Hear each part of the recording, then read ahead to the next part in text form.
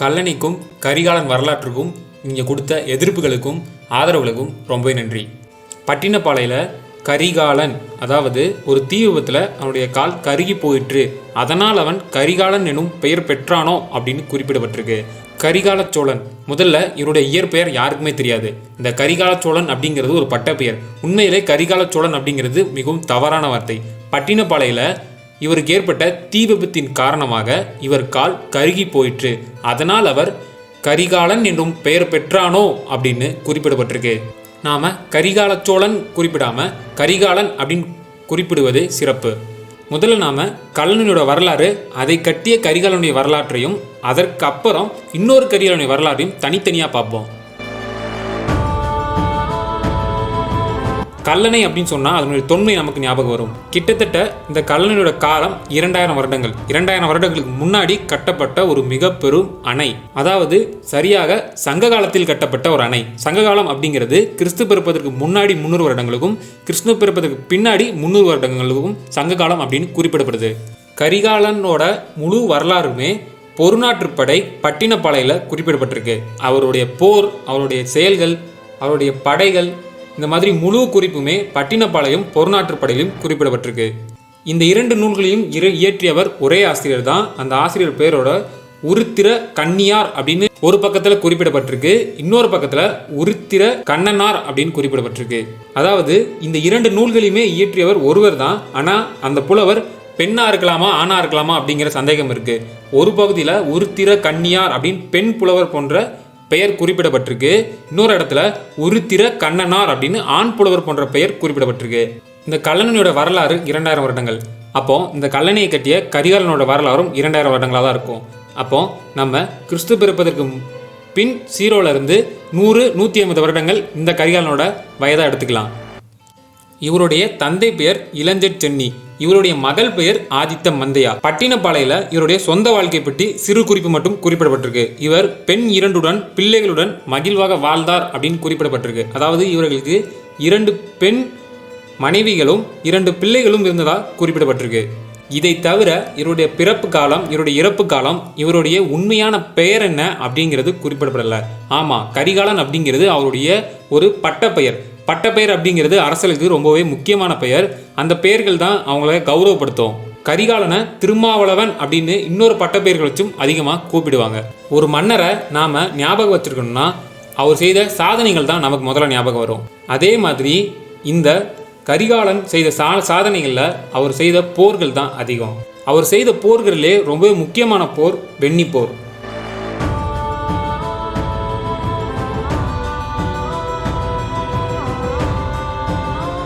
வெண்ணிப்போர் அப்படின்னா திருவாரூருக்கு மேற்கே நீடாமங்கலம் அப்படின்னு ஒரு பகுதியில் வெண்ணி அப்படிங்கிற இடம் இருக்குது. இந்த இடத்துல ஏற்பட்ட போர் தான் வெண்ணிப்போர் அப்படின்னு சொல்கிறாங்க. இந்த போர் பற்றின குறிப்புகள் முடத்தாம கன்னியார் பெரும்பநாற்றுப்படை அப்படின்னு நூல்களில் குறிப்பிட்டிருக்காரு. சேர, பாண்டிய, வடநாட்டு அரசர்கள்லாம் எதிர்த்து இந்த வெண்ணிப்போரில் கரிகாலன் ஜெயிச்சிருக்காரு. கிட்டத்தட்ட 12 அரசர்களை எதிர்த்து நின்று போரில் வெற்றி பெற்றிருக்காரு தான் சொல்லணும். அதைத்தான் இந்த பெரும்பநாற்றுப்படை நூல் குறிப்பிடுது. சரி, இதுக்கடுத்து இந்த கரிகாலன் என்னென்ன சாதனைலாம் பண்ணியிருக்காரு? இதுக்கடுத்து இந்த கரிகாலன் வடநாட்டுக்கு போய் போர் செஞ்சுருக்காரு, இமயம் வரை போயிட்டு வந்திருக்காரு அப்படிங்கிற குறிப்புகள் எல்லாமே நூல்களில் குறிப்பிடப்பட்டிருக்கு. இந்த வடநாட்டு படையெடுப்பில் தமிழகத்திற்கு வடக்கே இருக்கிற எல்லா மன்னர்களையும் கரிகாலன் தோற்கடிக்கிறான். அதில் பல்லவ மன்னனான திரிலோசனன் அப்படிங்கிற மன்னனை கரிகாலன் தோற்கடித்து வெற்றி பெறான். இதுக்கடுத்து தான் இமயமலை படையெடுப்பு ஆரம்பிக்குது. இமயம் வரை சென்று கரிகாலன் படையெடுத்தது உண்மை அப்படிங்கிறதுக்கு சிலப்பதிகாரத்தில் கூற்றுகள் இருக்குது. அது போக பெரிய புராணத்தில் பொன்மலை புலி வென்று ஓங்க புதுமனை எடுத்து போற்றும் அந்நேரி வழியாக அயல்வழி அடைந்த சோழன் அப்படின்னு குறிப்பிடப்பட்டிருக்கு. இதற்கு காரணம் என்னன்னா, அந்த இமயமலை பகுதியில், அதாவது பீகார் போன்ற இடத்துல ஏற்பட்ட ஒரு வழிமாற்றத்தின் காரணமாக தானே ஒரு புது பாதையை உருவாக்கி இமயம் வரை சென்றான் அப்படின்னு இதில் குறிப்பிடப்பட்டிருக்கு. அந்த பாதைக்கு சோழன் பாதை, அந்த மலையை சோழன் மலைத்தொடர் அப்படின்னு இப்போ வரைக்கும் அந்த மக்கள் குறிப்பிட்டு வராங்க.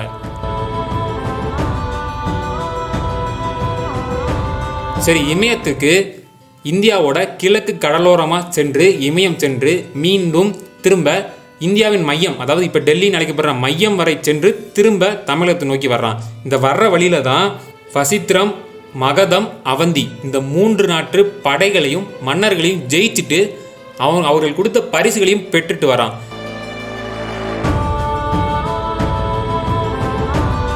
இந்த குறிப்புகள்லாம் பொருநாற்று படையிலும் பட்டினப்பாளையிலும் குறிப்பிடப்பட்டிருக்கு. அதுபோக சிலப்பதிகாரத்திலையும் இந்த குறிப்பு குறிப்பிடப்பட்டிருக்கு. அதில் அவந்தி அப்படிங்கிற நாட்டு மன்னன் கரிகாலனுக்கு மிகவும் உயிர் நண்பன் அப்படின்னு சிலப்பதிகாரத்தில் குறிப்பிடப்பட்டிருக்கு. அவங்கிட்ட ஒரு தோரண வாயில பரிசா கரிகாலன் பெற்றுட்டு வரான். இப்போ வரைக்குமே வரலாற்றில் எந்தவித தடங்களும் ஏற்படலை. கரிகாலன் தான் கல்லணை கட்டினா, கரிகாலன் ஆட்சி செஞ்சது நமக்கு தெரிகிறது. கரிகாலனுடைய காலம் 2000 வருடங்கள். ஆனால் இங்கே தான் ஒரு மிகப்பெரிய திருப்பமே இருக்கு. அதாவது வரணர் அப்படிங்கிற புலவர். இந்த புலவர் புறநானூறு, அகநானூறு, குறுந்தொகை போன்ற நூல்களை எழுதினவர். இந்த பரணர் அப்படிங்கிற புலவர் இந்த வெண்ணிப்போர் நடைபெற்று 12 அரசர்களை ஜெயிச்சான்னு சொன்னல, அதில் 9 அரசர்களோட திரும்பியும் ஒரு வாகை அப்படிங்கிற இடத்துல கரிகாலன் போர் செய்கிறான். அந்த போர் செய்து அதில் வெற்றியும் பெறான் அப்படின்னு பரணர் அவருடைய நூலில் குறிப்பிட்டிருக்காரு. இதில் முக்கியமான விஷயம் அப்படி என்னன்னா, பரணனுடைய காலம் 1ஆம் நூற்றாண்டு. அதாவது கிறிஸ்து பிறந்ததுக்கு பின் 0லேருந்து 100 வருடங்குள்ள ஏதோ ஒரு காலத்தில் பரணர் இந்த நூலை எழுதியிருக்காரு. ஆனால் இதில் இருக்கிற மிகப்பெரிய சிக்கல் என்னென்னா, இதற்கு முன்னாடி நான் இமயமலை படையெடுப்பை பற்றி கரிகாலன் சொல்லியிருப்பேன். அதில் இமயம் வரைக்கும் சென்று கரிகாலன் படையெடுத்தான் அப்படின்னு சிலப்பதிகாரம் முதற்கொண்டு குறிப்பிடப்பட்டிருக்கு. அதில் இந்த 3 நாடுகள் வசித்திரம், மகதம், அவந்தி. இந்த மகதம் நாடு கிறிஸ்து பிறப்பதற்கு முன்னாடி 1200லேருந்து 322 அழிஞ்சிருச்சு. அப்போ கரிகாலனோட வயது 2000 வருடங்களா 2500 வருடங்களா அப்படிங்கிற கேள்வி உருவாகுது.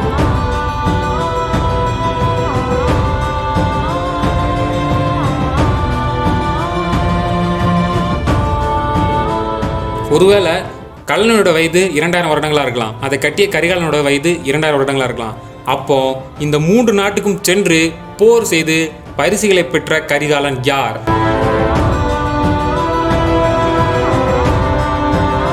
சரி, கல்லணையை கரிகாலன் தான் கட்டியிருக்கான் அப்படிங்கிறதுக்கு எந்த விதமான ஆதாரங்கள் நம்ம கிட்ட இருக்கு? எந்தவித ஆதாரங்கள் மூலமா தமிழக அரசு கல்லணையை கரிகாலன் தான் கட்டினான் அப்படின்னு சொன்னாங்க?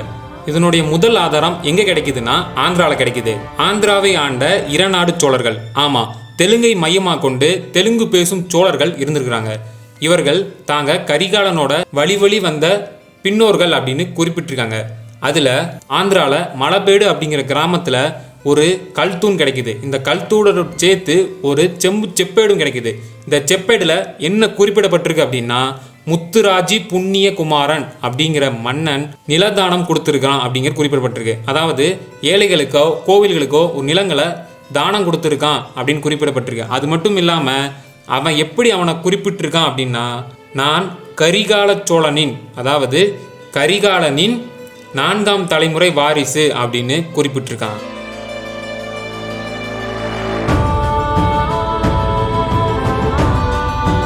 இதை எப்படி உண்மைன்னு ஆராய்ச்சியாளர் நம்பினாங்க? அந்த செப்பேடில் புலி சின்னமும் பொறிக்கப்பட்டிருக்கு. அதிகமாக இந்த ராஜாக்கள் மட்டும்தான் அவருடைய கையெழுத்தோட புலி சின்னத்தையும் குறிப்பாங்க. அப்போ இது உண்மையாக கூட இருக்கலாம். இதற்கான ஆதாரத்தை தமிழக அரசு தேட ஆரம்பிக்கிறாங்க. அதுக்கடுத்து களப்பிரர் காலம் உருவாகுது. களப்பிரர் காலத்தில் ஒரு கல்வெட்டு கிடைக்குது. அந்த கல்வெட்டில் சோழர்கள் தெலுங்கு தேசம் தென்று தன்னாட்சி செய்தனர் அப்படின்னு குறிப்பிடப்பட்டிருக்கு. இந்த களப்பிரரோட காலம் 3ஆம் நூற்றாண்டுலேருந்து 5ஆம் நூற்றாண்டு, அதாவது கிறிஸ்து பிறந்ததுக்கு பின்னாடி 300லேருந்து 500 நூற்றாண்டுகள். இதுக்கப்புறம் 2வது ஆதாரமாக 1904 கடப்பை கமலாபுரத்தில் கலாமல்லாசி சென்னகேசவ பெருமாள் அப்படிங்கிற கோவிலில் 2 கல்வெட்டுகள் கிடைக்குது. இந்த கல்வெட்டில் சோழர்கள் காலத்து எழுத்துக்கள் கிடைக்குது. இந்த கல்வெட்டோட காலம் கிட்டத்தட்ட இந்த புண்ணியகுமாரன் விட்டு சென்ற செப்பேடு காலத்துக்கு சமமாக அமையுது. அப்போ இந்த புண்ணியகுமாரன் அப்படிங்கிற சோழன் உண்மையிலேயே இருக்கிறான் அப்படின்னு ஆராய்ச்சியாளர்கள் தெரிவிக்கிறாங்க. இதையும் தாண்டி உண்மையான ஆதாரமே இதுக்கப்புறம் தான் கிடைக்குது.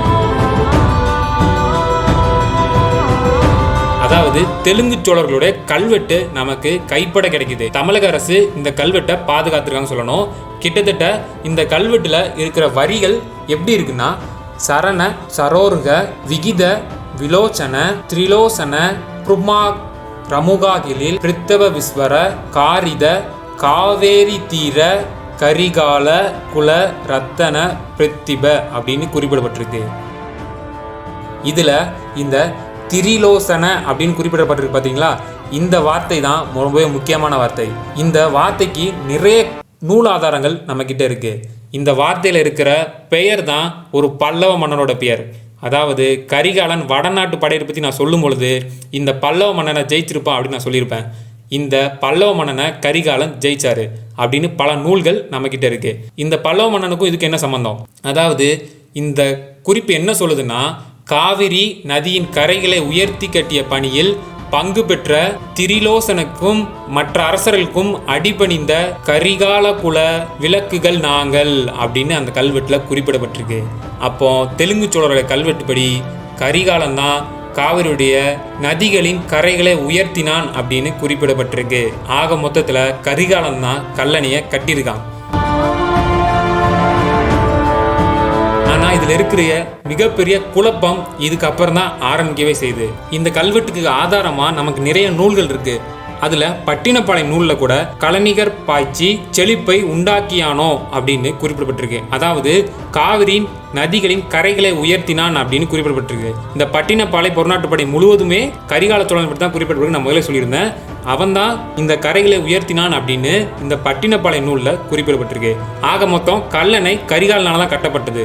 ஆனால் இதில் இருக்கிற மிகப்பெரிய திருப்பம் என்னன்னா, இந்த கல்லணையோட வயது. அப்போ பட்டினப்பாலை சொல்வது உண்மை. அப்போ பட்டினப்பாலை உண்மைதான். ஆனால் இந்த பட்டினப்பாலை, சிலப்பதிகாரம், பொருநாற்றுப்படை, இந்த எல்லா நூல்களுமே ஒரே விதமான பொய்களை தான் திரும்ப திரும்ப சொல்லுது. அதுதான் கரிகாலனுடைய இமயமலை படையெடுப்பு. இமயமலை படையெடுப்பில் அவன் 3 நாடுகளுக்கு சென்றான். அதில் அவந்தி நாட்டு மன்னன் அவனுக்கு மிகப்பெரிய நண்பன். அந்த நண்பன் பரிசு பொருள் கொடுத்தான். அந்த பரிசு பொருட்களை பெற்று கரிகாலன் திரும்பி வந்தான் அப்படின்னு குறிப்புகள் எல்லாமே போய்.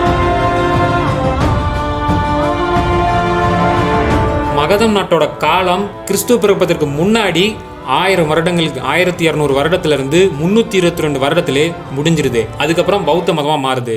இதுக்கப்புறம் அவந்தி நாடு. இந்த அவந்தி நாடு கிட்டத்தட்ட 500 கிறிஸ்துவ பிறப்பதற்கு முன்னாடி 500 வருடங்களில் ஆரம்பித்து 100 வருடங்கள்லேயே காணாமல் போயிடுது.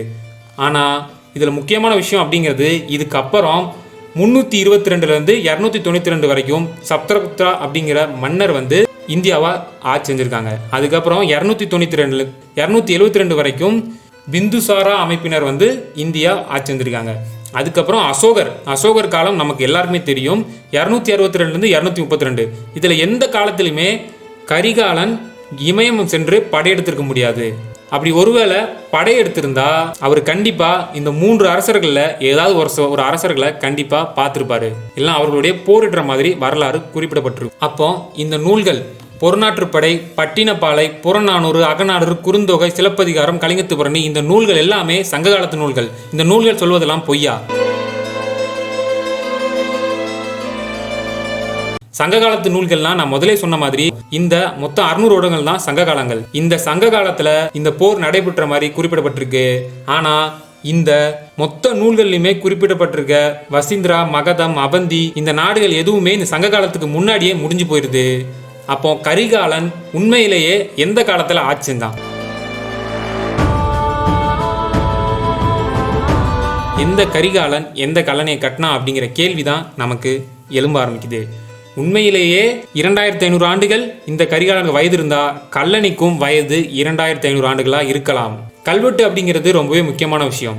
200-300 வருடங்களுக்கு முன்னாடி தஞ்சை ராஜராஜேஸ்வர யார் கட்டினாரு அப்படின்னு நமக்கே தெரியாது. கல்வெட்டுகளை பார்த்து தான் ராஜராஜேஸ்வர அருள்மொழிவர்மன் தான் கட்டினாருன்னு நமக்கு தெரியுது. அதே மாதிரி கங்கை கொண்ட சோழபுரத்தில் இருக்கிற கல்வெட்டுகளை எல்லாத்தையுமே எடுத்து கொண்டு போய் அணை கட்டிட்டாங்க. அதனால கிட்டத்தட்ட 100 வருடங்களுக்கு முன்னாடி தான் அதை ராஜேந்திரன் தான் கட்டினான்னு நமக்கு தெரிய வந்தது. அதே மாதிரி கல்வெட்டு அப்படிங்கிறது ரொம்பவே முக்கியம். தெலுங்கு சோழர்கள் விட்டு சென்ற கல்வெட்டு மூலமா தான் காவிரியின் நதியின் கரைகளை உயர்த்தினான் கரிகாலன் அப்படின்னு குறிப்பிடப்பட்டிருக்கே தவிர இப்போ வரைக்கும் அவருடைய காலம், அவருடைய வரலாறு, அவருடைய இயற்பெயர், அவர் எப்போ இறந்தாரு அப்படிங்கிற குறிப்புகள் எதுவுமே நமக்கு நூல் வழியில் கூட கிடைக்கப்பெறல. கல்லணையை கட்டியது கரிகாலன் தான். அவன் ஒரு சோழ மன்னன் தான். அவன் ஒரு தமிழன் தான். ஆனால் அவர் எந்த காலகட்டத்தில் கட்டினாரு அப்படிங்கிறது தான் இங்கே இருக்கிற மிகப்பெரிய கேள்வி.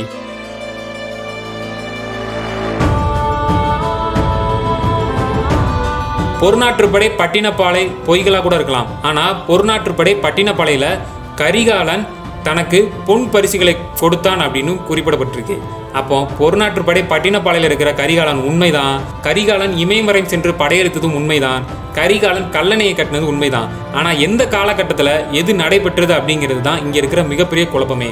எல்லா நூல்களுமே தொடர்ந்து பொய்களை கூறிட்டு வராது.